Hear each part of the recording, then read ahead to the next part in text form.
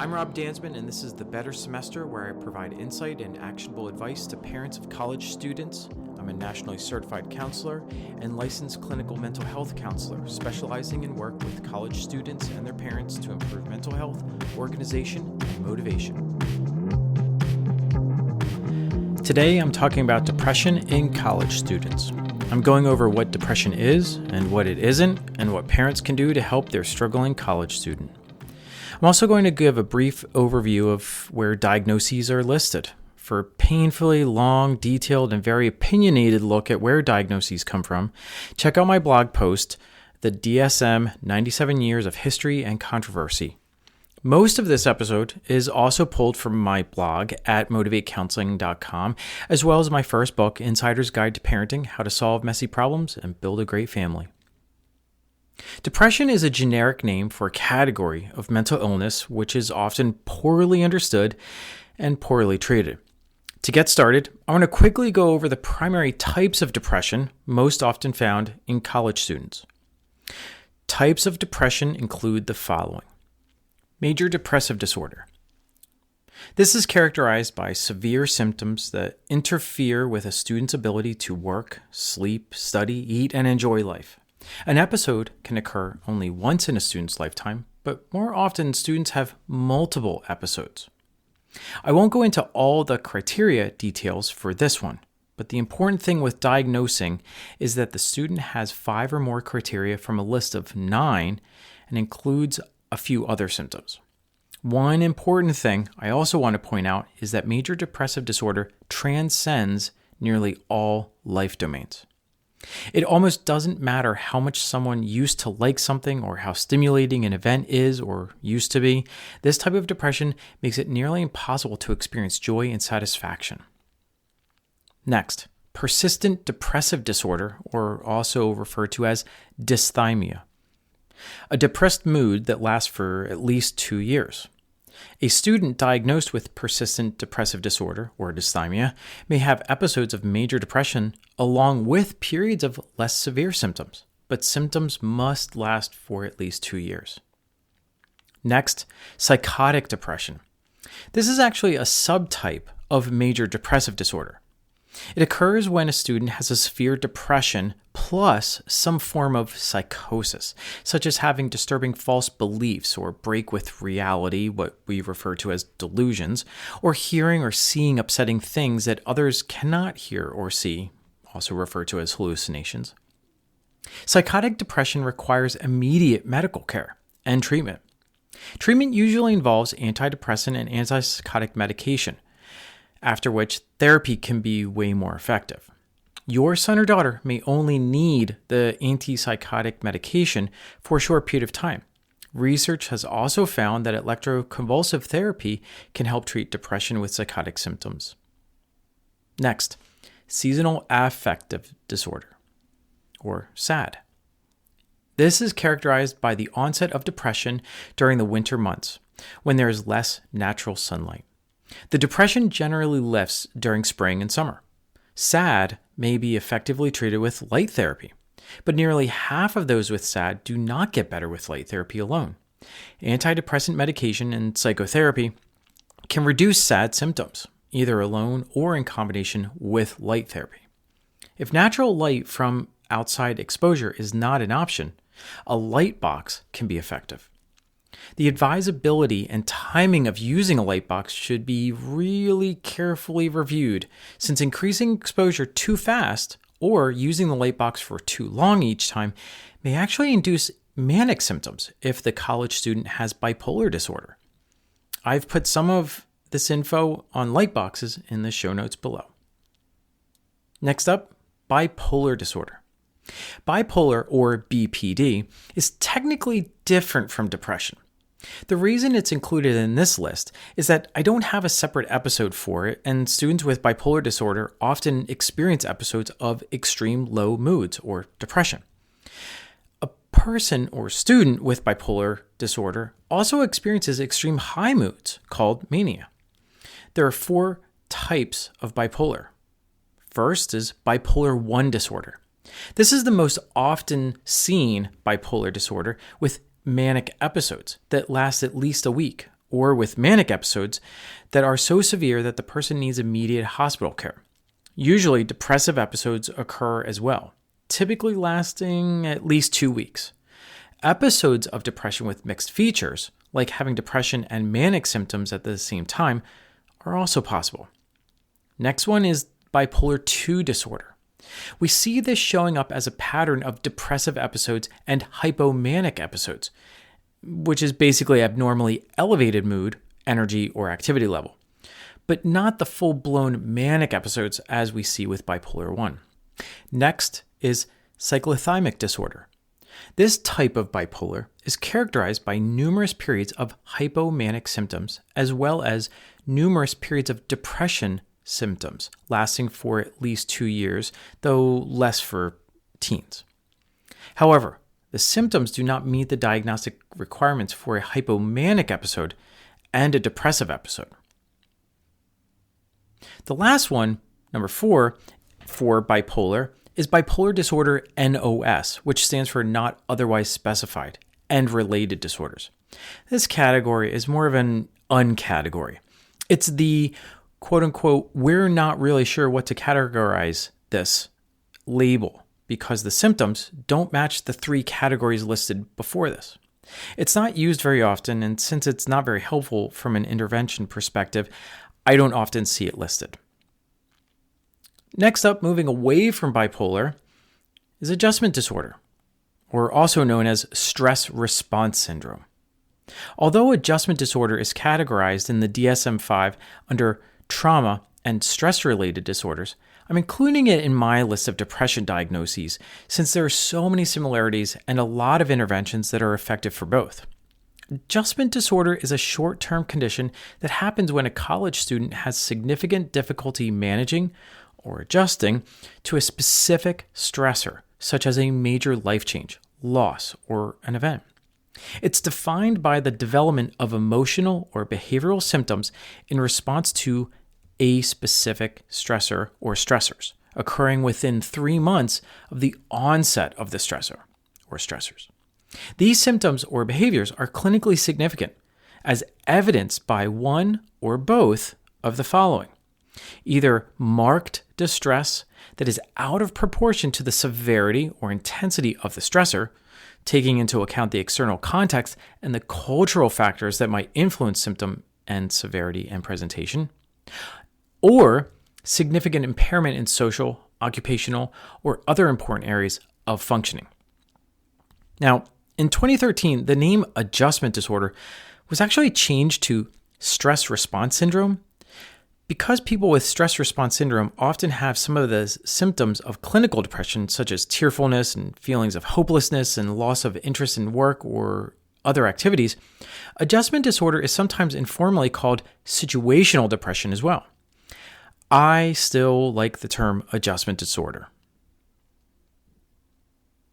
Another one that is not perfectly aligned with the depressive disorders is PTSD, or post-traumatic stress disorder. This is another diagnosis that's not categorized under those depressive disorders, but I still think it's important to examine it here since there's a lot of symptomology overlap. Some symptoms of depression and PTSD overlap very well. And you can have both conditions at the same time. Some, but not all, cases of depression can follow a traumatic event like an illness or a really painful breakup. Some of the ways the two conditions are similar also include trouble sleeping, trouble keeping focused, lack of interest or pleasure in things they used to enjoy, irritability or bad temper, and finally, emotional detachment from other people. As you'll hear next, the symptoms of PTSD have a lot in common with depression, as I mentioned before. Signs of PTSD might pop up a month or so after the event that sets it off. Or, even more diabolically, they may not come on for years. PTSD symptoms fall into several categories or groups. The first group is unwanted memories. They might keep remembering what happened even though it upsets them. They might have flashbacks as if they're reliving the event or events. They might have an emotional or physical reaction when something reminds them of the stressor. Next category is avoidance. They might try to keep from thinking about or talking about what happened. They may also try to stay away from the people, places, or activities that remind them of the event or the stressors. Next category is negative thoughts and moods. They might be down on themselves or other people, or just generally on the world. They may feel detached from other people, hopeless, and emotionally numb. The final category for PTSD is changes in emotional and physical reactions. They could be easily startled or frightened. They may always be on guard, what I refer to as being hypervigilant. They may do self-destructive things like drinking too much or driving too fast. They may also have trouble sleeping or concentrating. Next, I want to talk about some misconceptions of depression. Let's move away from the types of depression and talk about what depression isn't. Depression is not when we feel sad because our pet died. Depression is not when we feel down because we got fired from a job or did really bad on a test. By asking a few questions, we can determine if a student's feelings are more serious and likely meet criteria for a diagnosis. Is their emotional state affecting their schoolwork, friendships, and sports? Is it related to a specific event, like they got dumped, or is it unattached and seems to come out of nowhere? Is it a part of their personality, like they have a negative outlook on all things, or is it counter to how they normally are? If their negative emotions last for more than a few months and are keeping them from an otherwise typical academic experience, typical social functioning, and decent overall health, they probably have some form of depression. I look for a general sense of how long the student has had symptoms and what parts of their life have been impacted.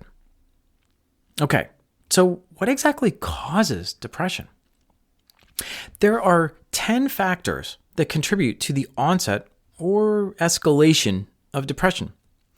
They include, number 1, genetics, number 2, developmental, number 3, lifestyle, number 4, circadian rhythm, number 5, any addictions, number 6, nutrition, number 7, exposure to toxic substances, number 8, social or complicated grief, number 9, maybe a medical condition, and number 10, a prefrontal lobe issue or neurological condition.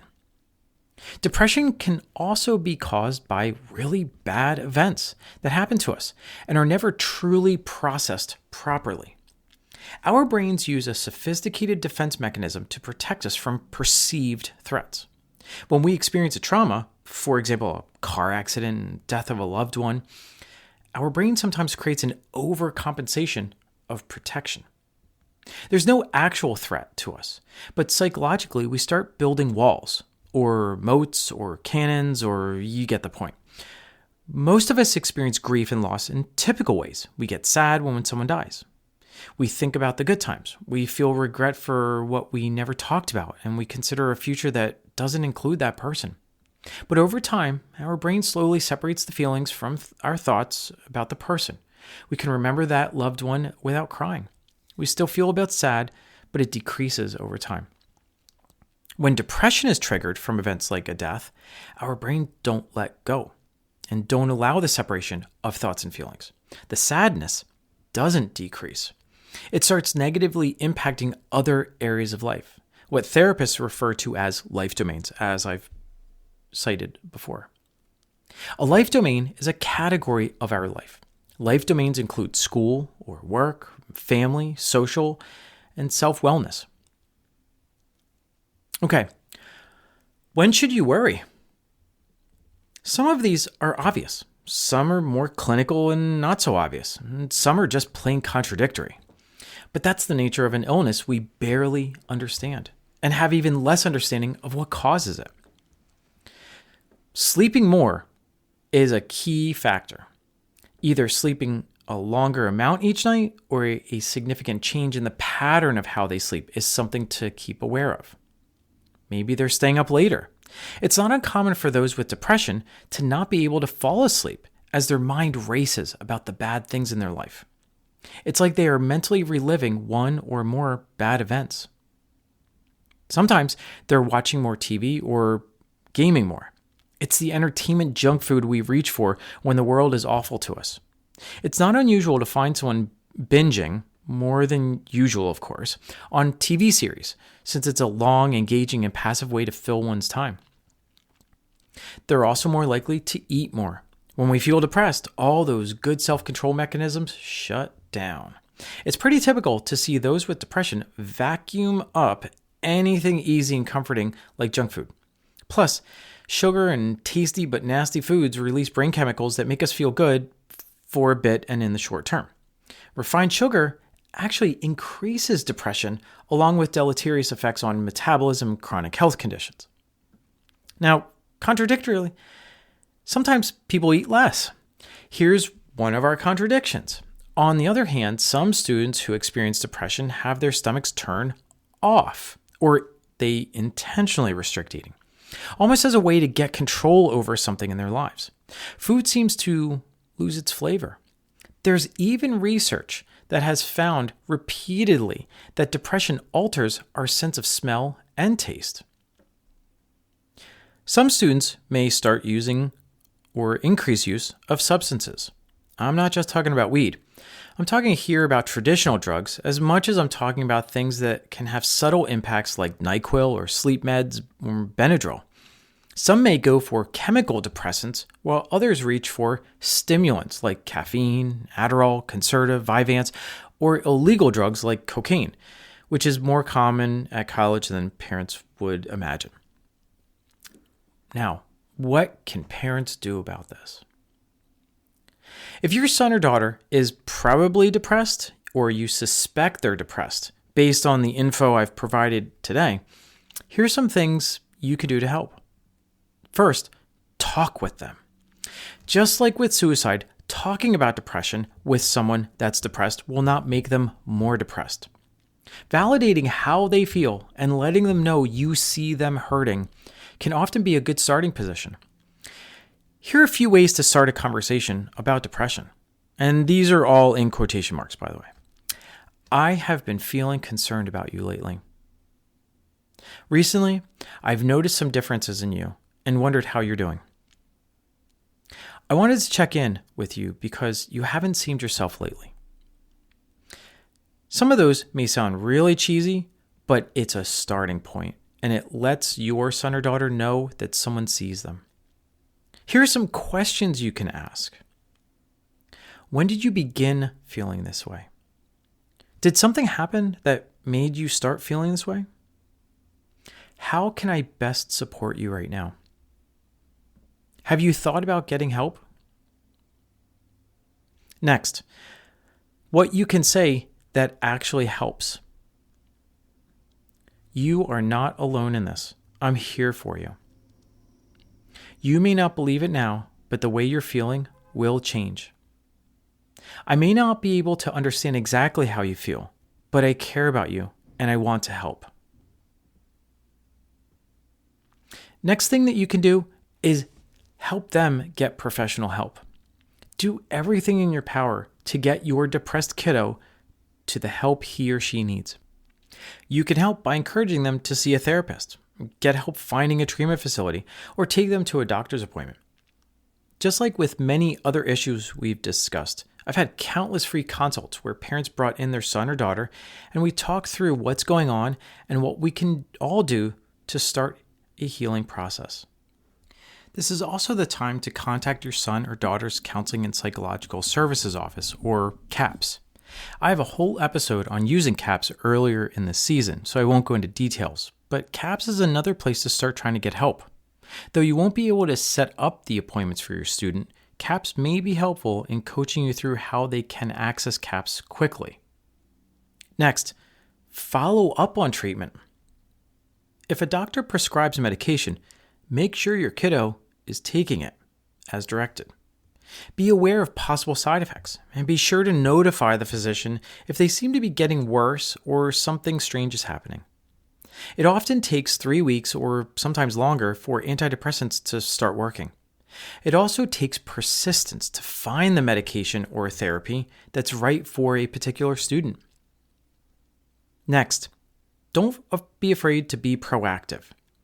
Those experiencing depression often don't believe they can be helped, so you may have to be more proactive at offering assistance. Saying, "Call me if you need anything," is too vague. Don't wait for your son or daughter to call you, or even to return your calls. Drop by, call again, text them, invite them out. Next, do some cheerleading. Encourage positive lifestyle changes, such as a healthy diet, plenty of sleep, and getting out in the sun or into nature for at least 30 minutes each day. Exercise is also extremely important as it releases endorphins and relieves stress and promotes emotional well-being. Next, make a safety plan.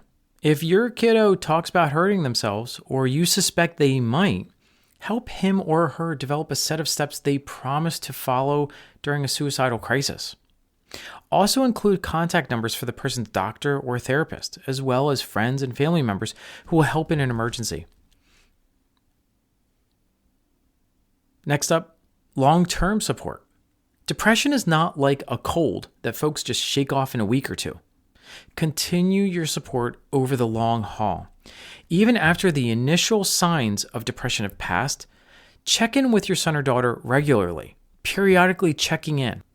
Just like someone recovering from drug addiction, a student recovering from depression may seem fine on the outside, but be quietly struggling. So don't give in to a false sense of healthfulness. If you suspect a loved one is depressed, get some professional guidance on how to proceed. This episode is a broad overview and gives you some strategies, but it is certainly not a replacement for the stabilizing and long-term support needed. Okay, in summary, the most effective strategies for students with most types of depression include consistent, high-quality sleep, nutrient-dense foods, outside exercise and exposure to sunlight, regular social contact, regular therapy, and possibly the use of antidepressant medications. Depression is terrible for students, and sometimes even worse for their parents, who may be hundreds of miles or several time zones away. But with the right combination of engaged supports, your son or daughter doesn't have to suffer through the semester. Okay, folks, hope this helps you understand more about depression in college students. That's it for this episode. For more information, check out my blog at motivatecounseling.com or my 2 books on Amazon. Just search for my name, Rob Dansby.